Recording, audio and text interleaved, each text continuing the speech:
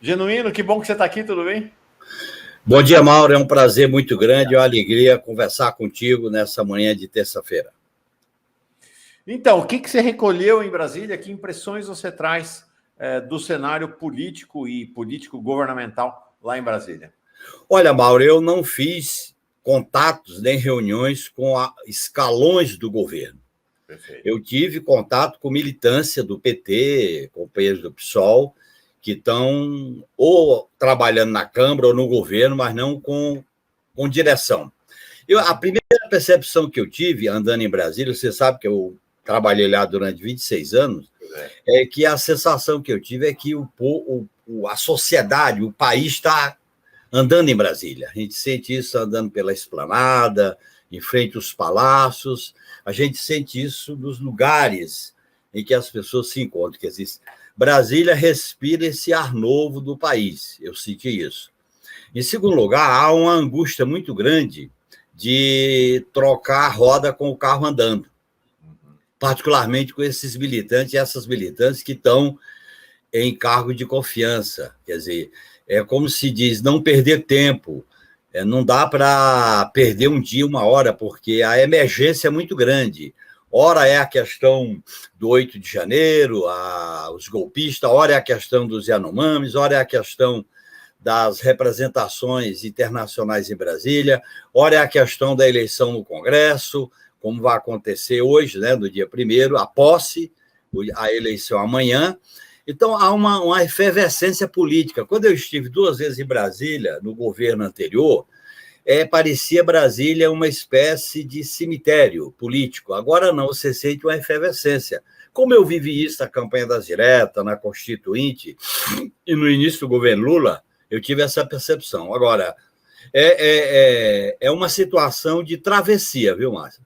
Uma travessia num clima de tensão, de conflito, porque as posições negacionistas, protofascistas, as posições da intolerância estão, vamos dizer assim, permeando as relações sociais. Eu acho que Brasília virou um cenário mais concentrado dessas opiniões mais conservadoras e autoritárias. Brasília, que era o início dos anos 80, a campanha das diretas, o grande momento que Brasília vivia, o pacotão, né?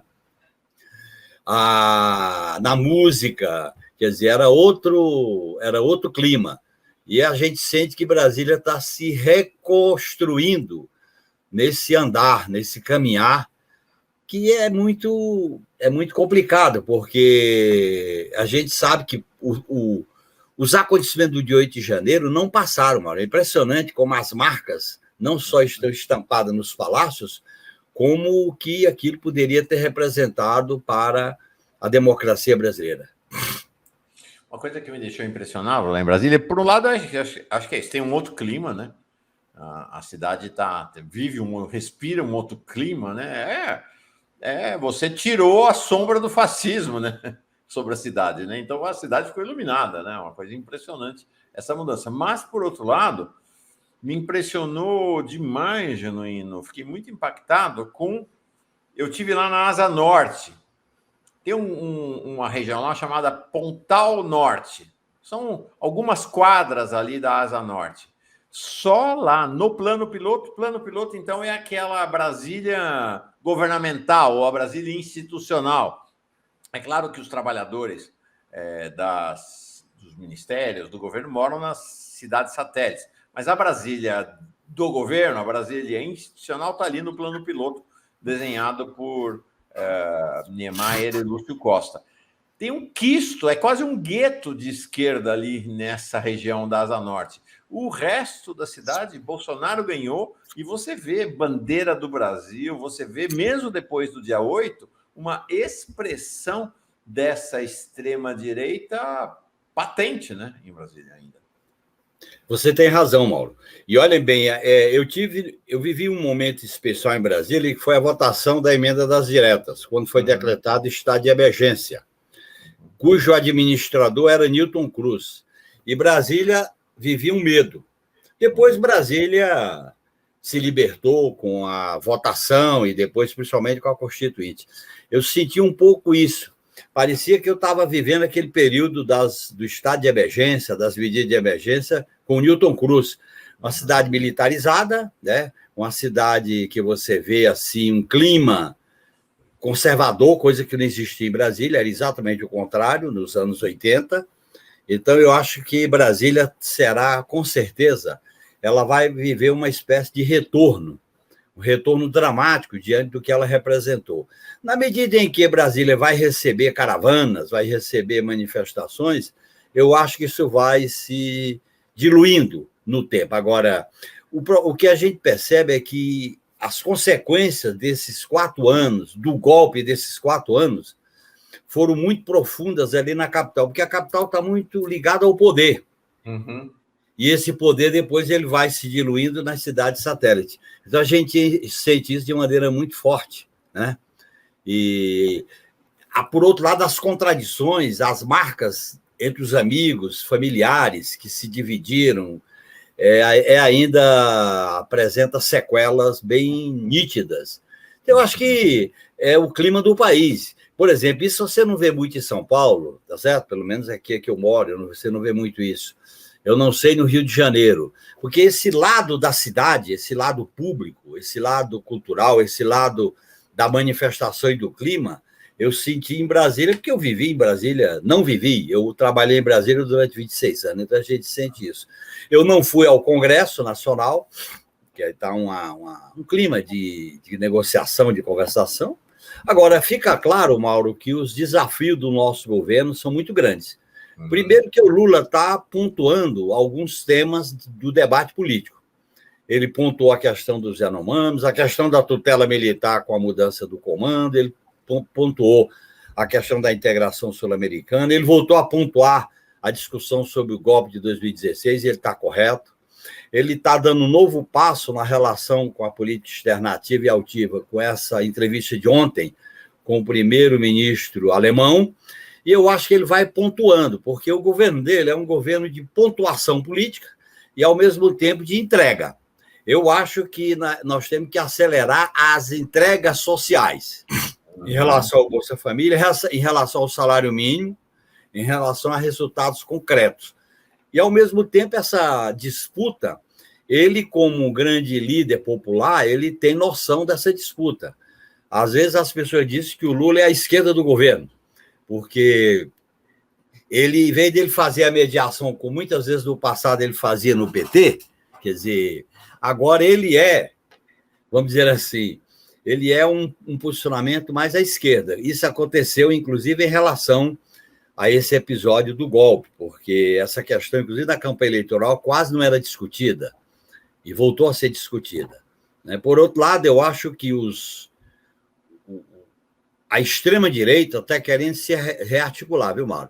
Por exemplo, essa eleição amanhã no Senado, que tem um candidato identificado com a extrema-direita, e vai ser uma disputa pesada, e o pessoal não deve vacilar, Rogério Marinho e o Pacheco, isso mostra que eles estão articulados. E essa articulação deles, nós não podemos menosprezá-la e ficar sempre atento para fazer a disputa, de como fazer a disputa nas ideias e nos resultados de governo. Sim.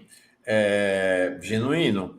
Sobre a questão militar, aparentemente a crise militar está superada, ou você acha que não?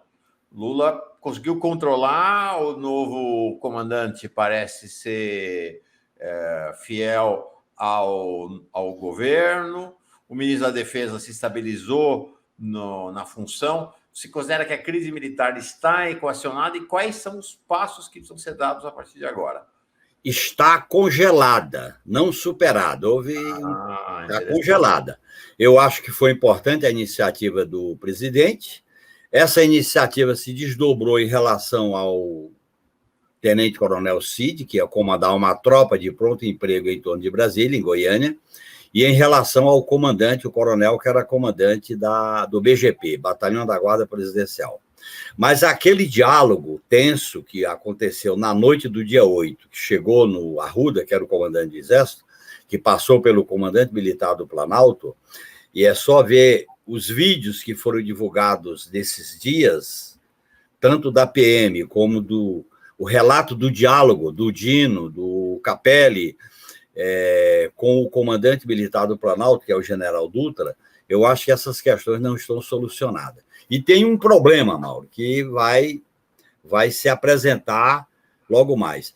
A Justiça está denunciando e está investigando os civis. E os militares que estavam no quebra-quebra, nos atos golpistas, estão sendo investigados? Quem é que vai investigar? Você tem um crime no mesmo lugar, no mesmo dia e na mesma hora. Tinha militares e civis. Quer dizer que vai acontecer os civis serem julgados pela Justiça Federal e os militares pela Justiça Militar? Isso é uma incongruência. Esse paradoxo vai se explicitar. Isso pode ser motivo de um tensionamento. Você se lembra que o Pazuello, quando foi ministro da Saúde, eles não aceitaram a denúncia feita pela CPI em relação a ele. A própria punição com base nos regramentos, no regulamento militar, não aconteceu. Então, eu acho que esse é um problema. Esse é um problema. O problema mais estrutural, Mauro, que eu acho que é decisivo para a gente pensar o futuro, as Forças Armadas sempre tiveram um papel estratégico e destacado no Estado. Uhum. E as instituições do Estado nunca discutiram o papel delas, como organizá-las, como prepará-las e o que é, em última instância, defesa nacional. E está na hora da gente abrir esse debate. Abrir esse debate para justificar a reivindicação de 2% do orçamento para a defesa. Está na hora de abrir esse debate para discutir, por exemplo, a questão da qualidade, a questão do bem-estar social, político e cultural do povo brasileiro. Como é que acontecem esses fatos dos Yanomamis? Tá certo? Terceiro, está na hora de discutir a interação entre a pesquisa tecnológica militar e a pesquisa civil dos institutos de pesquisa, para que se discuta o acesso à tecnologia acessível. E está na hora de discutir que essa estruturação no território nacional precisa passar por uma reavaliação. Uhum. Então, a defesa nacional, veja bem, Mauro, o inominável radicalizou para o mal, radicalizou para pior, todos os aspectos da nossa tradição histórica. Então, feminicídio aumentou, racismo aumentou, preconceito aumentou, autoritarismo aumentou, concentração da riqueza aumentou, tudo aumentou. Forças Armadas, aqueles aspectos históricos do conservadorismo, do autoritarismo, se acentuaram muito com a tese da guerra cultural, com a tese contra o politicamente correto, com a reatualização do inimigo interno. Então, essa posição anti-esquerda, essa posição anti-movimento social, tem que haver uma mudança de postura. Eu acho que, enquanto as Forças Armadas não tiverem a disposição de reavaliar suas narrativas em relação ao período autoritário, nós vamos ficar com medo do passado. E quando o passado não passa, ele fica recalcado e volta à tona em dose dupla, como aconteceu em 2016, depois do que aconteceu na transição de 79 a 85. Você deu uma frase muito interessante. A crise militar está congelada e não superada. E o que você formula depois me indica o seguinte: a superação da crise militar não se dá nessa esfera da conjuntura política. Ela requer uma ação estrutural para pensar as relações das Forças Armadas com o Estado e a sociedade brasileira, né? Exatamente. Enquanto essa relação não for equacionada, ela não for azeitada, nós temos o fantasma do pronunciamento, o fantasma do golpe e o fantasma da ameaça, porque eles portam armas.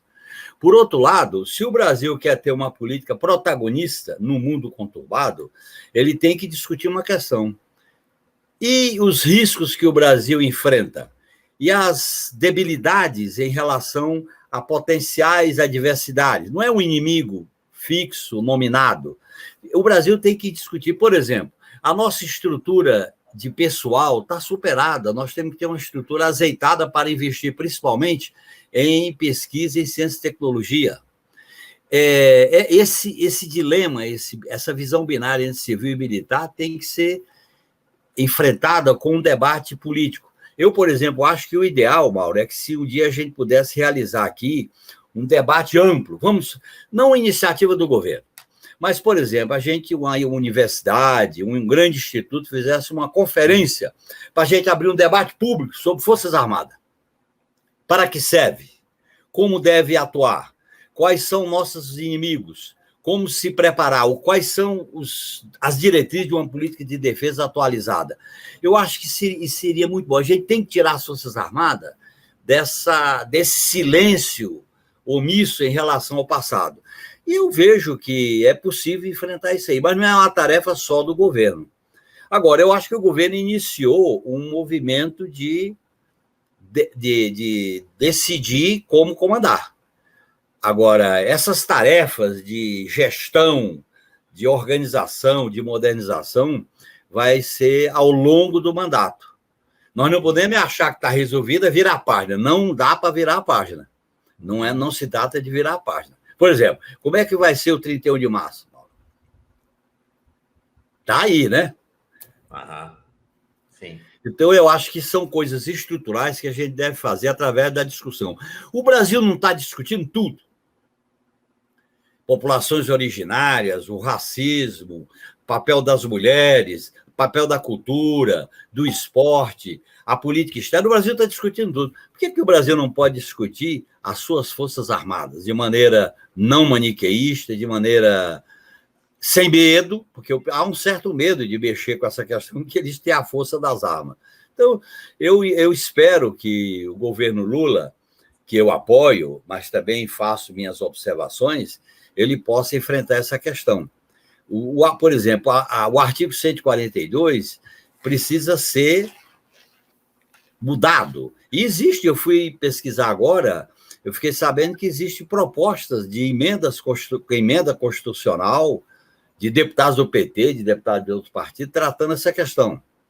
Existe um tema correlato, mas é separado, que é o tema da segurança pública.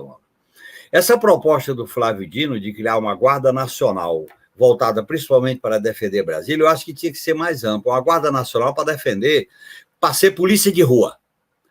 A União não tem uma polícia de rua. Por isso que quando tem problemas nas ruas, é chamado Exército. Tem que ter a polícia de rua, não vinculada à defesa e com um ministério capaz de conduzir essa polícia de rua, que é a polícia do ponto de emprego, integrando o Sistema Único de Segurança Pública.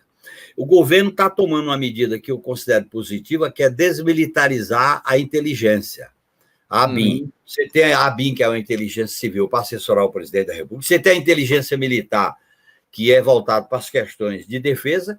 E você tem a inteligência jurisdicional. Essas três inteligências são separadas. Quando você mistura, como foi o caso do Gabinete de Segurança Institucional, sob o comando do general Heleno, você tem uma bagunça autoritária do salve-se quem puder. Perfeito. Essa questão você trouxe já... você já trouxe mais de uma vez aqui, né? A necessidade de desvincular inteligência e militares. Que parece que é um passo importante, de fato, do governo, né? Porque, veja bem, Mauro, se a inteligência é fundamental para o bom governo, e ela é militarizada, é mais um aspecto da tutela. Porque, através da inteligência, você tutela o governo. Veja bem, vamos pegar o exemplo dos Estados Unidos para não dizer que a gente está propondo algo inaceitável. Os Estados Unidos têm 3 órgãos de inteligência. O FBI, a CIA e a INS. São 3 órgãos de inteligência, cada uma na sua função. Inteligência, você não pode ter um sistema único, que eles chamam aqui no Brasil SISBIM. Porque se o sistema é único, fica um poder paralelo, que se relaciona pela base e por cima. E eu discuti essa questão, Mauro, quando eu estava na Câmara, que foi criada a ABIN. Quando a ABIN foi criada, eu discuti essa questão em relação à Agência Brasileira de Inteligência, como uma inteligência de assessoramento do presidente da República. Isso é que é a inteligência. Não é a inteligência do Araponga, não é a inteligência do fuxico, da fofoca. A inteligência, por exemplo, como é que está o cenário da guerra da Ucrânia? Como é que está o cenário das mobilizações da OTAN? Como é que está o cenário sobre o potencial da Rússia? Isso é inteligência, por exemplo, se situar. Tá certo? É inteligência para uma boa decisão. Sim. Quando isso é militarizado, você tem a influência militar. Por outro lado, essa inteligência militarizada, ela corre risco, porque a ótica militar, ela é binária, ela é amigo e inimigo. Às vezes você tem um cenário de inteligência que é é muito facetado, você tem que examinar várias prospecções diferenciadas. E eu acho que o governo está decidindo desmilitarizar, o que é bom, que é positivo. Agora, por outro lado, quando eles defendem gabinete de segurança institucional, é mais um cargo ao nível de ministério ocupado por militar, preferencialmente por um general de 4 estrelas do Exército, que sempre foi assim, desde quando o gabinete de segurança institucional foi criado no governo FHC, com o general Alberto Cardoso, que era um profissional muito competente, muito lúcido sobre essa questão. Então, eu acho que esse aparato jurídico de segurança que rebate na questão das Forças Armadas tem que ser alterado. E essas questões de Estado, Mauro, me preocupam muito, porque o governo do Inominável, como ele foi feito num golpe, como ele foi feito com a influência do alto comando do Exército, e como o governo foi militarizado, as instituições do Estado foram bolsonarizadas, elas ainda não foram desbolsonarizadas. E sem perseguição, sem caça às bruxas, o governo tem que desbolsonarizar, para poder recolocar essas instituições tipo inteligência, Polícia Federal, CGU, AGU, PGR, que vai ser um outro desafio para o governo, quem será o Procurador-Geral da República, que é uma decisão importantíssima. Como essas instituições têm que passar pelo crivo de uma visão de um regime democrático. Não é ser de esquerda ou de direita, são instituições que têm valores da democracia, do respeito à soberania, do respeito às regras do jogo, do respeito à política de direitos, do conceito da nação como um povo diverso, com vários destinos, com várias formulações. É uma outra visão de como... Nós temos que sair da visão policialesca. Nós saímos da visão policialesca da época da ditadura e passamos um período de um certo vazio, Nova República e governo Lula e Dilma, e caímos novamente numa visão, aí não era policialesca, era uma visão maniqueísta, binária, fundamentalista, com os valores que ele implementou dentro dessas instituições. E acho que isso é uma questão cultural, né, Genuíno? Que é assim... Eu acho que você vê alguém com uniforme militar ou vê alguém que você sabe que é um general, automaticamente você vai para um lugar de temor. Tem uma questão cultural profunda, que eu não sei se em outros países é assim. Você senta com militar, você já fica cheio de dedos, você já fica temeroso. Não tem essa coisa. Vou lá sentar com o ministro de Estado, por mais poderoso que seja, você está com o Padilha ou com o Paulo Pimenta, não tenho medo. É uma conversa de igual para igual. Agora, vai sentar com o general. Não tem conversa de igual para igual do ponto de vista da construção cultural no país, né? É que, culturalmente, Mauro, a história do Brasil está marcada por várias intervenções militares. Segundo, a história do Brasil está marcada, vem do Império da República, por uma espécie de que os militares fundaram o Estado e fundaram a nação, o que não é verdade. Terceiro, na história do Brasil, os militares sempre representaram uma força conservadora de coação, tanto nas rebeliões regenciais, nas rebeliões do Império, como nas rebeliões da República Velha. Veja Canudos, veja a questão da revolta do Maranhão, a questão dos balaios, que deu nome ao patrono do Exército, Duque de Caxias, foi a rebelião em Caxias. Então, nós temos uma tradição, uma narrativa que foi sedimentando essa visão autoritária, quer dizer, as Forças Armadas, ora elas se voltaram para o inimigo interno, que era o povo, ora elas vamos dizer, ficaram dependentes, desde a modernização na Primeira República, como a modernização na Segunda República, dependente de uma orientação geopolítica externa. Esse é um problema que a democracia não resolveu, Mauro. De 46 para 64, nós não resolvemos, e o período da ditadura sacramentou de maneira profunda essa visão, e a transição também não resolveu. Por exemplo, se a gente tivesse tido eleição direta, a gente acumulava força para resolver. Sim. Porque a questão toda é essa. Por exemplo, quando o Lula foi eleito em 2003, ele tinha condições políticas de enfrentar essa questão. Mas como ele tinha uma demanda social reprimida muito grande, ele escolheu enfrentar a crise social e deixar essa questão para mais tarde, que foi o que ele fez no final do segundo mandato, enviar o projeto sobre a Comissão Nacional da Verdade. Então, quando o Brasil fica adiando ou fazendo alguma mudança para que nada mude, usando aquele lema do famoso romance do Lampedusa, né? Leopardo, vamos mudar alguma coisa para que nada mude. Essa transição pelo alto, por cima, dificulta a gente discutir essas questões de raiz. O que é que nós estamos vivendo hoje? Como a gente vive uma crise ampla e profunda, tudo vem à tona. Tudo aparece. O Brasil mostra suas vísceras e tem que passar por uma purgação. Uma purgação democrática, uma purgação de enfrentamento, sem ilusão, uma purgação de amplo debate, uma purgação de discutir o nosso futuro, a esperança, que Brasil nós queremos.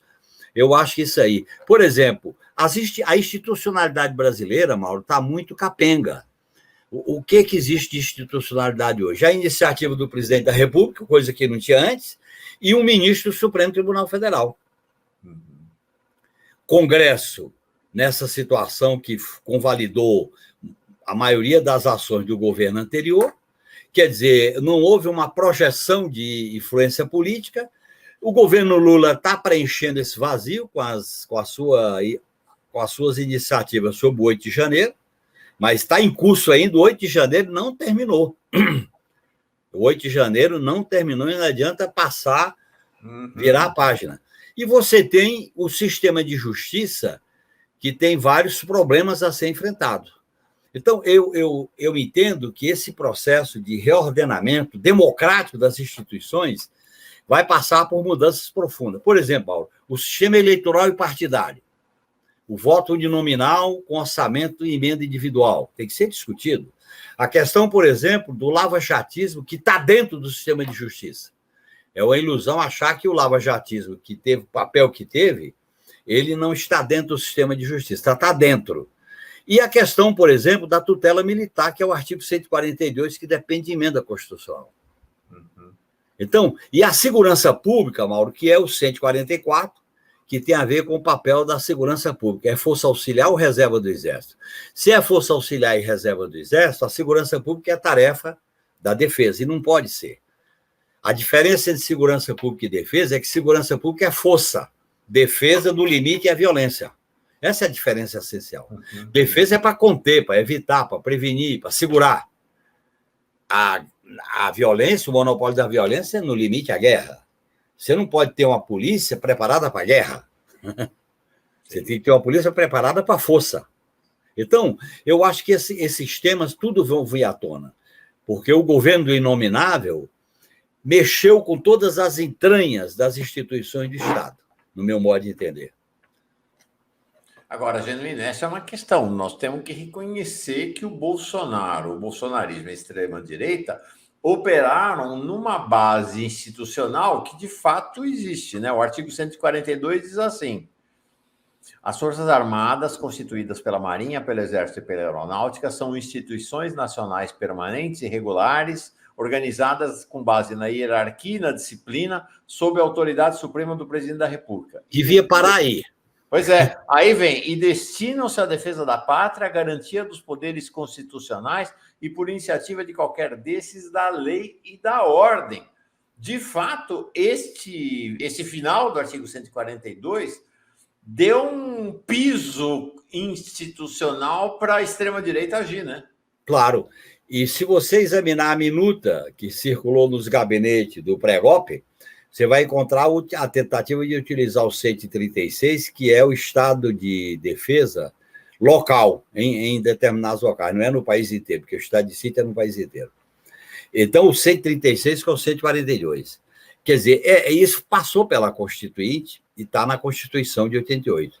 Como está na Constituição de 88, é bom as pessoas perceberem isso, desde a proclamação da República que vem essa ideia da lei e da ordem. Na primeira Constituição Republicana, na de 34, na de 37. Aí a 37 não era bem porque era polaca, chamada polaca porque foi depois do golpe de Estado.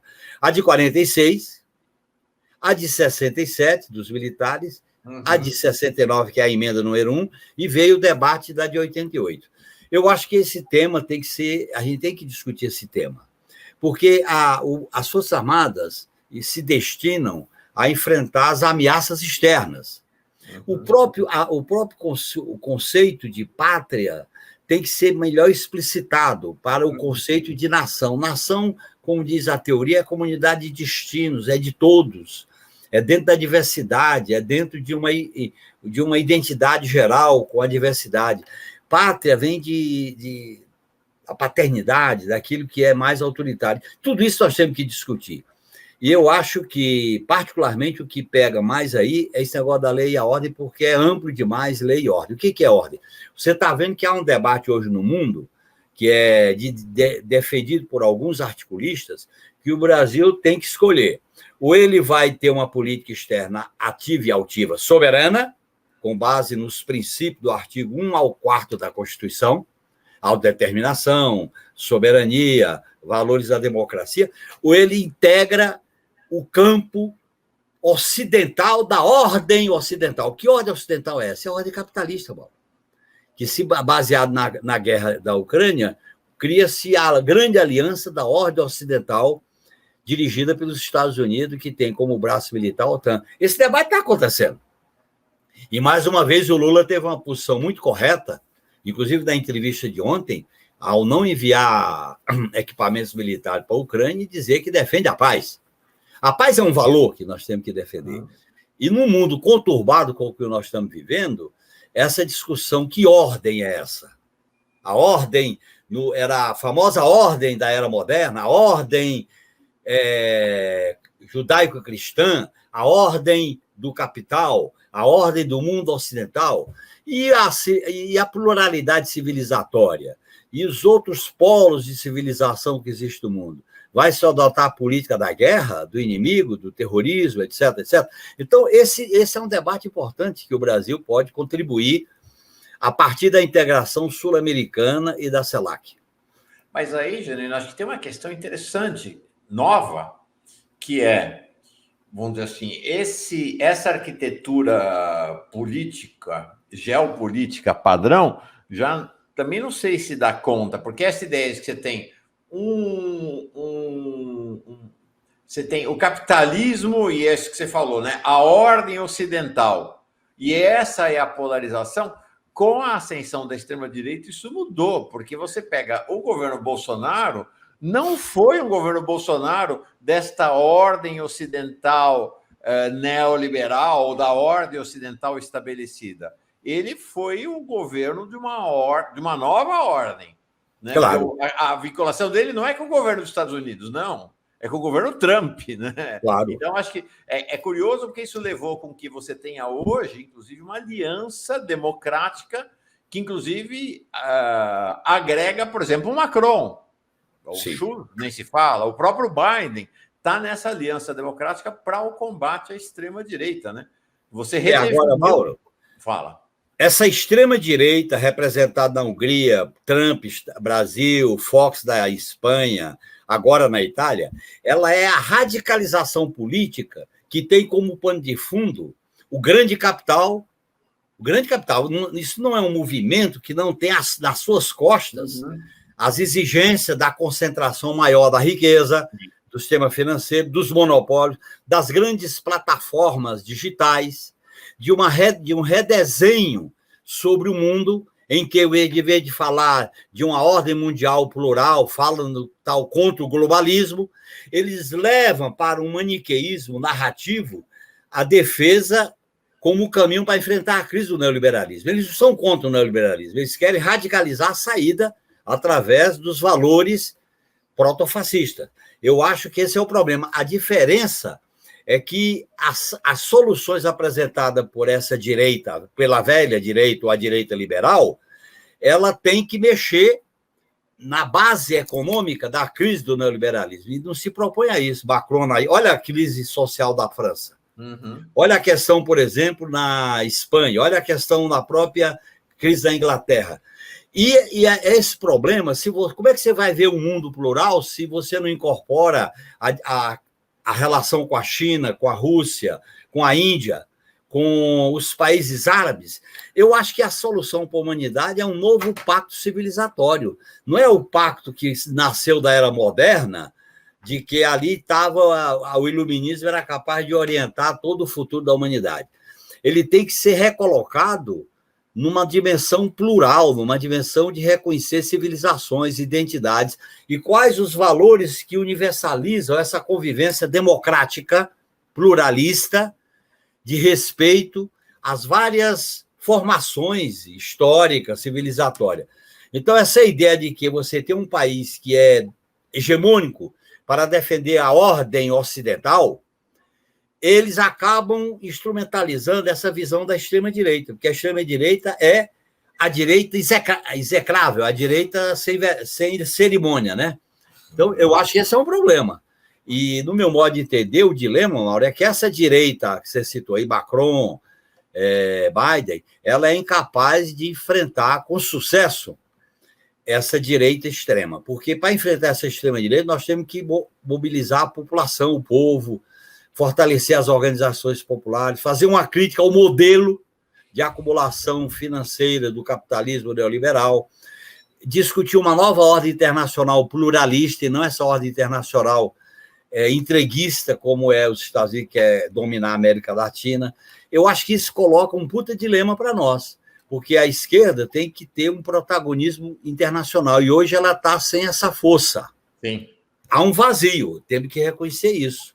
Agora, como o futuro da humanidade está em jogo com a crise sanitária, com a crise da transição ecológica e com a guerra, com todos os reflexos, isso coloca uma dimensão de uma luta com um desdobramento internacional muito forte.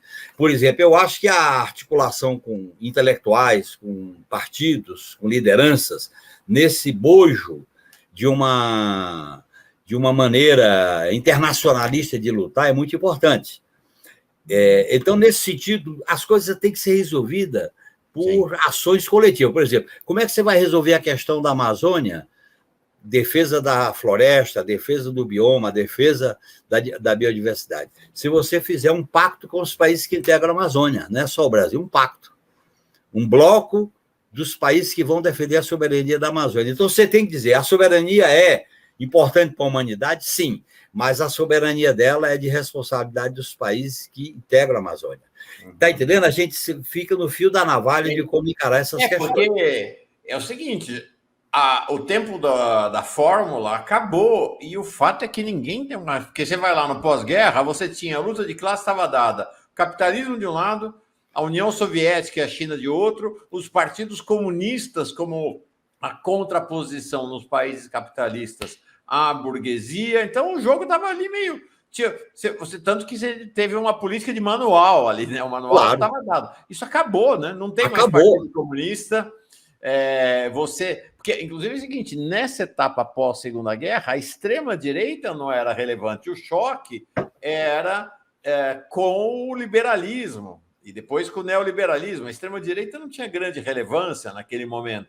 E agora você tem o fracasso da social-democracia, aí você vê as tentativas tímidas da social-democracia se colocarem. Você citou a Espanha, olha o cerco do governo social-democrata, né? Se é que pode ser chamado assim, na Espanha. Olha a Argentina, né? A situação difícil do governo. Então, o tempo dos manuais acabou e ninguém parece ter uma resposta patente, né? Uma resposta já estabelecida, né?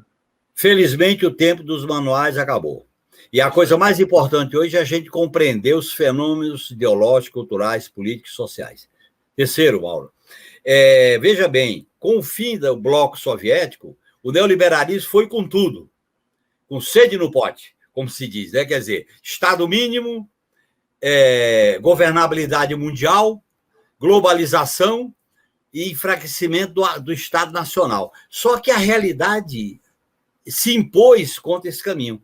O neoliberalismo se fortaleceu no plano econômico e ele está produzindo essa crise. Uhum. É a crise da concentração da riqueza, da acumulação, a crise da captura das commodities, dos fundos públicos, da relação capital e trabalho, que é isso que aconteceu no Brasil e no mundo inteiro. E aí a esquerda tem que recolocar novas utopias, novos parâmetros para regular e recolocar no debate questões sobre o futuro da humanidade. Eu, por exemplo, como socialista, quero discutir as experiências socialistas baseado na seguinte questão. Para mim, o capital não está acima da vida. nem ele tem legitimidade para explorar o outro. Então, a partir daí, eu tenho que construir uma visão de um socialismo revigorado, que combate os preconceitos. A própria dimensão da luta feminista, da luta antirracista, da luta contra os preconceitos, da luta ambiental, do chamado ecossocialismo, se coloca estrategicamente. E eu acho que a esquerda tem que abrir suas cabeças, arquivar os manuais, reencontrar na teoria política do que tem de universal do marxismo, das grandes construções teóricas e também de outras que foram produzidas nesse período, particularmente como Gramsci, e discutir esse futuro. Eu acho que nós estamos inseridos, Mauro, numa crise civilizatória de dimensão muito profunda. E eu acho que é o futuro da humanidade que está em debate e em discussão. E agora, o Brasil, veja bem como é que é. O Brasil, com a liderança do Lula, ele pode dar uma contribuição importante para, vamos dizer assim, oxigenar o mundo, sair desse maniqueísmo, sair dessa visão bélica, porque isso aí leva a um beco sem saída. E esse beco sem saída coloca as massas populares em desespero e elas aderem ao protofascismo. Tá certo? O que aconteceu na Itália é um exemplo claro, quer dizer, a extinção do PCI, a chegar ao poder e fizeram o ajuste fiscal, a crise da Operação Mãos Limpas, que produziu um governo de extrema-direita. A Hungria, que foi a experiência do socialismo realmente existente. A crise nos Estados Unidos, que vem se desenvolvendo ao longo de décadas e décadas. Produz o Trump. Então, se nós não resolvermos esses problemas das entranhas da sociedade, elas produzem seus monstros. E eu acho que aqui no Brasil eles produziram um monstro. O Brasil viveu uma rica experiência, Mauro, de regulação da democracia liberal. Governo FHC, Nova República, governo Lula e Dilma. E o Brasil estava andando. Aí eles resolveram dar um cavalo de pau. Quando você dá um cavalo de pau nas regras da democracia, você sabe como dá e não sabe como termina. Aí deram o cavalo de pau, um golpe sem crime, veio uma onda de criminalização da política, e essa criminalização da política teve no sistema de justiça uma força fundamental, e aí a mídia incorporando a execração pública, de condenação pública, e aí produziu o quê? O inominável. Porque o inominável era aquilo novo, era o desespero organizado como solução. Daí, o estrago foi feito. E como eles adotaram uma política de destruição, porque essa extrema-direita, Mauro, ela usa a destruição aniquiladora. Você pode dizer que tem uma destruição criativa e uma destruição aniquiladora. Eles adotaram a destruição aniquiladora. Vamos aniquilar. Índio, aniquila. Política social, aniquila. Covid, deixa morrer. Aí vai. Pá, educação, militariza. Aí vai destruindo, destruindo, destruindo.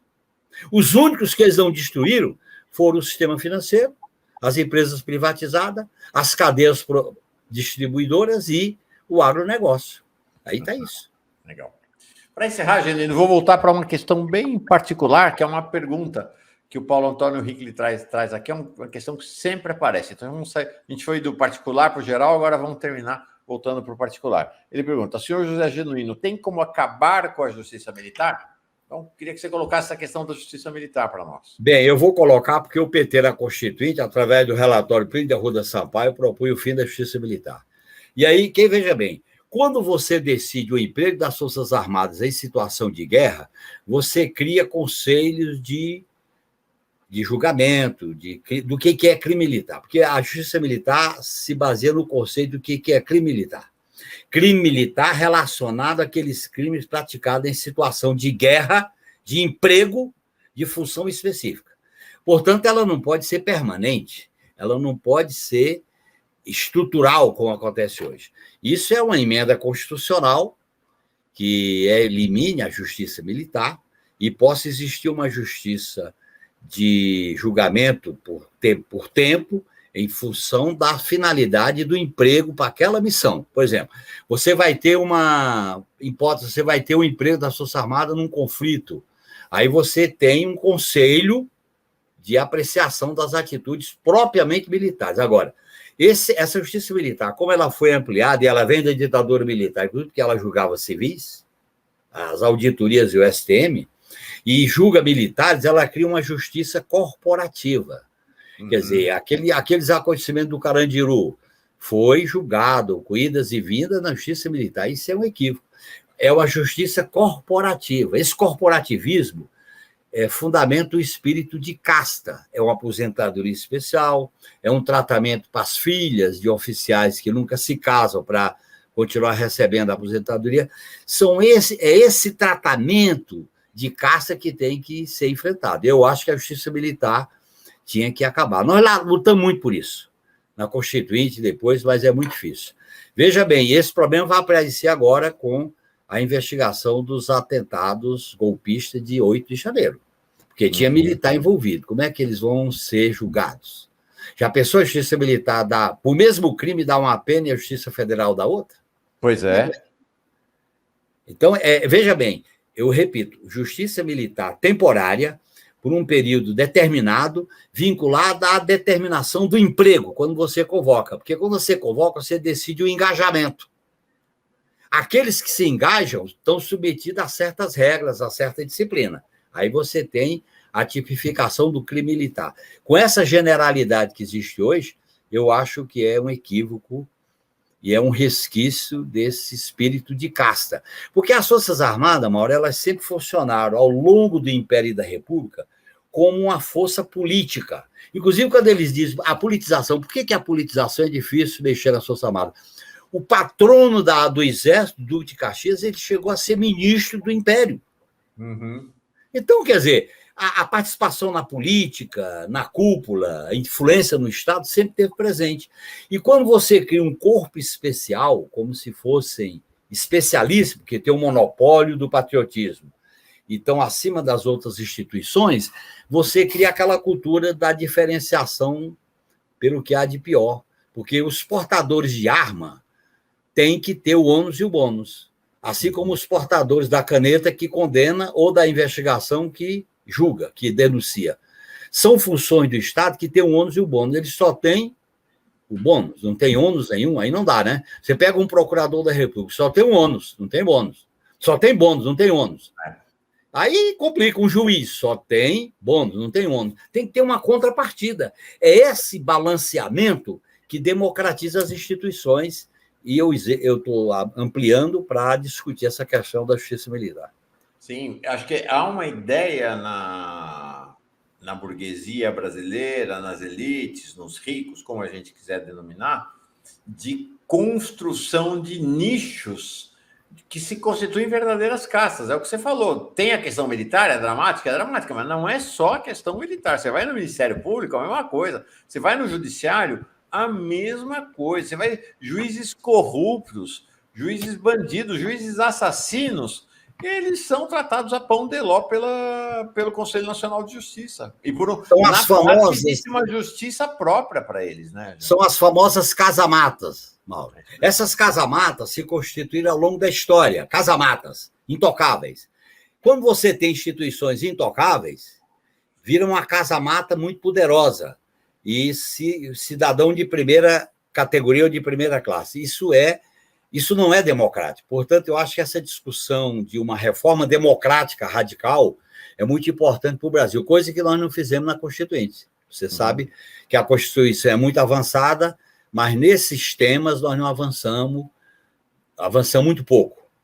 Sim. Até porque, veja bem, Mauro, se criou no sistema de justiça uma concepção da justiça como força-tarefa e como operação. Isso é um espelho, uma consequência do conceito de guerra na justiça. A justiça não é uma força-tarefa, uma operação que tem um comandante e tem os auxiliares, que foi o que aconteceu com a Operação Lava Jato e com outras operações. Este conceito militar da justiça penetrou através do direito penal do inimigo e do conceito do domínio do fato. Entendeu? Então, a modernização vem com os aspectos autoritários, se acopla no velho e forma uma monstruosidade. É interessante essa lógica que você está trazendo, é uma questão para a gente pensar numa próxima conversa. Essa lógica da força-tarefa como uma polarização de centros de poder no Brasil. Você pega esse poder militar Agora, no período Bolsonaro e Temer, ele está assentado na força-tarefa do Haiti. Claro. Né? É ali que se constrói esse novo poder militar, ou da renovação do poder militar pós-ditadura. Da mesma maneira como esse poder do judiciário está sentado na tal força-tarefa da Lava Jato, ou na força-tarefa do Mensalão.